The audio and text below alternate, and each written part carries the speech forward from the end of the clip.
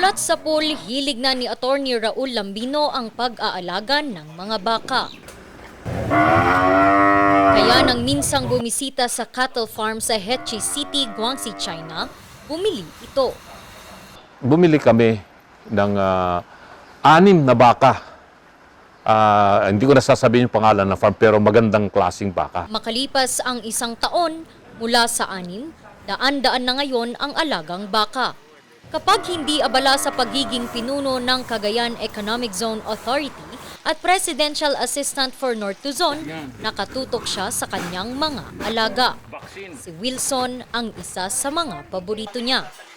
Wilson! Ang Wagyu breed na ang karne ay isa sa pinakamahal at pinakamasarap sa buong mundo ay kabilang sa kanilang inaalagaan.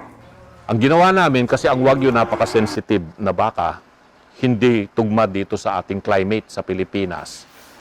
Crinos breed namin yung Wagyu na similya sa Brahman.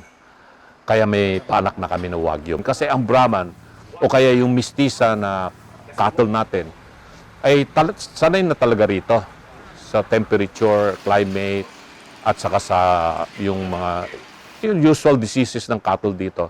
Ngayong taon, plano nilang mag-produce pa ng mas maraming pinaghalong Wagyu at Brahman breed.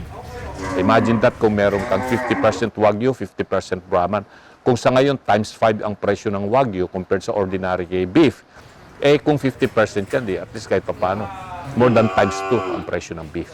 Patuloy pa rin ang ginagawa nilang mga pag-aaral sa mga baka dito sa kanilang cattle farm bago tuluyang simulan at pasukin ang pagsusupply ng karne ng baka sa Northern Luzon.